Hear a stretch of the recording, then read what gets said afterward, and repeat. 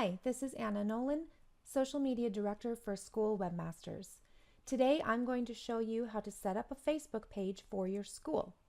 So in order to do this, we need to make sure that you are signed into Facebook as yourself. All Facebook school pages need to branch off of a personal Facebook page. You don't need to worry that the people who follow your school page will be able to see the information on your personal Facebook profile unless they're already friends with you. So making sure that you're signed in, you can see that your picture is up at the top, and then all you need to do is go to this little arrow over here and select Create Page. Now, we set up all school pages as a local business or place. You can select company, organization, or institution. There's no real difference in the functionality between these two, but Facebook differentiates between these by saying that local business or place is a brick and mortar type organization, and company, organization, or institution is like an online community or some other organization that doesn't necessarily have a physical address.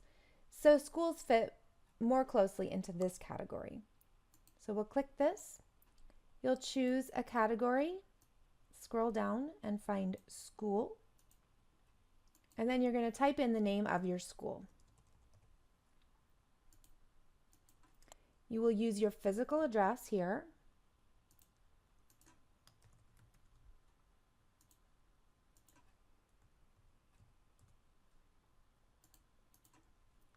And you do want to choose a phone number that your public will be able to reach you at. So you're going to use maybe your front office number or whatever direct line your community can use to contact your school. Click Get Started. Next, Facebook is going to walk you through a few steps in order to set up the page. You'll start again by choosing a category. Start typing in education. It'll show up in the drop-down menu and you'll select that. Here you're going to tell people a little bit about your school. It's a very short description. You'll have a chance to enter a longer description a little bit later on. Now you'll click Save Info. And moving on, it will offer you a chance to add a profile picture. We recommend that you use the same logo that is present on your website. It's really important to strengthen your school brand to be consistent from your social media pages to your website. So whatever logo you're using there, whether it be a mascot or maybe a school motto, that's what you want to use here. So you can upload that from your computer and click Next. Now you have a chance to add the page to your favorites. This means that on your personal profile, the name of your page will show up in the left side so that you can access it easily anytime you want. That way you can navigate very easily to your page and it's a little easier to manage. Click Next. If you want to put the page in front of specific people, then you would use this location finder here to do that. I recommend choosing everyone because this is a public facing page and you want as many people in your community to find you as possible. Same goes for the age, and because you are a school and you would like to encourage your students to follow you as well, you can select as far down as age 13. Facebook allows students age 13 and up to create their own Facebook accounts.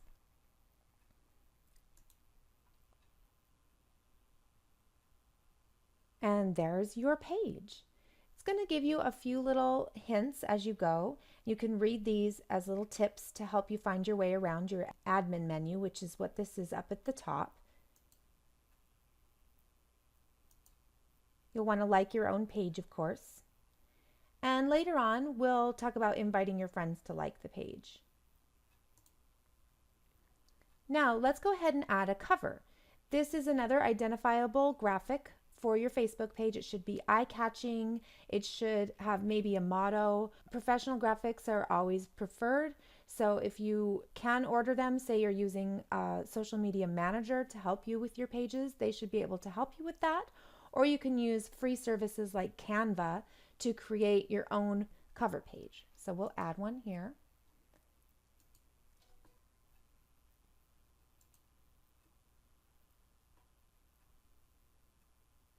And there's your page. You're all set. Again, Facebook is going to give you a bunch of little tips as you go through because they want to help familiarize you with the different options available. We'll close this for now. And you can peruse that at your own leisure. Let's talk about settings real quickly. So we're going to talk about just some best practice settings when it comes to protecting the security of your page and the privacy of your audience. So you already added the page to your favorites. The page is published. We're going to change this. Now you have choices. You can allow visitors to publish posts, in which case we recommend that you choose review posts by other people before they are published. This means anytime someone tries to post to your page, you will get to review it first as the page administrator before you allow it to appear on your timeline. I highly recommend this. I would not recommend that schools just give their communities carte blanche permission to post anything they want to their page. You also have the option to disable posts by other people. So you can do that depending on the needs of your community. We're going to choose the ability to narrow the audience. This isn't really something you're going to do. You're probably always going to make your posts public because we want your audience to be able to see the great things that you're posting. But it's always a good idea to enable these options so that you do have the option later on should you need it. We highly recommend that you allow people to contact your page privately by showing the message button. Doing so shows a level of transparency, which is very good for your school's reputation. You are the only one who will see those messages, and it allows you a chance to reply to concerns or questions from specific followers. I do recommend that you only allow people who manage the page to tag photos and videos. This is just a nice way to help protect the privacy of anyone who might appear on your timeline. It is a good idea to allow other people to tag your page. This is a really nice way to know when your Facebook community is talking about you. You'll see when they're shouting out to you, when they tag you in their posts, and this is something you want to be watching. The page should be visible to everyone, shown to everyone. As far as words being blocked, if you have specific words that you like blocked, you can do so. You can also take care of most of that by choosing the profanity filter, and I recommend that you leave that to strong. I'll go ahead and recommend that you allow Facebook to recommend your page to others. That's a good way to get likes and spread the good news that your page exists. Multiple languages, this really depends on your community. Again, I like to turn these options on so that I always have the option if I need it down the line. And then automatically, Facebook will default to showing the most recent comments at the top, or you can change it to more relevant comments to the top. It's really personal preference. The rest of these you can leave at their default. The next thing I want to just take a look at with you real quickly is notifications. Again, this is personal preference, but this is how Facebook communicates with you as the page manager to let you know what's going on. So I recommend you go through this and choose what you want to hear about, what you don't. What you want to hear about via email, what you prefer to hear about just when you log in. As you can see, my notifications show up here.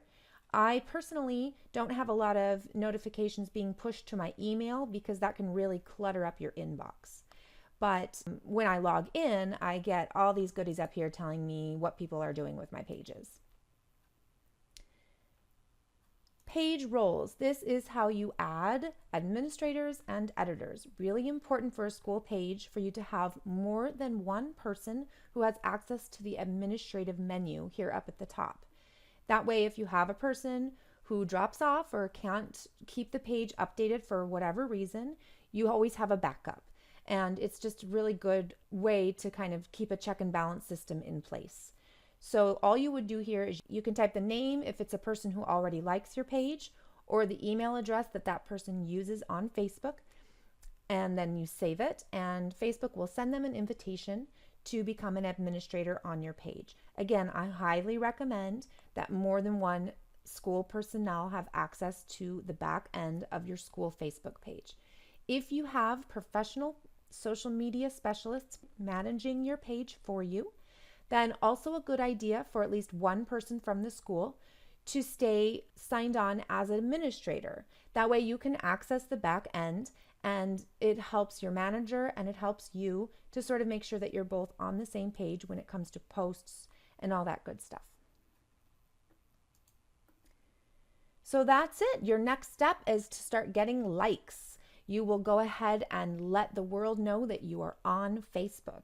We're going to look at one more menu item here that will help you spread the word about your page. Go ahead and click on About. Choose Page Info.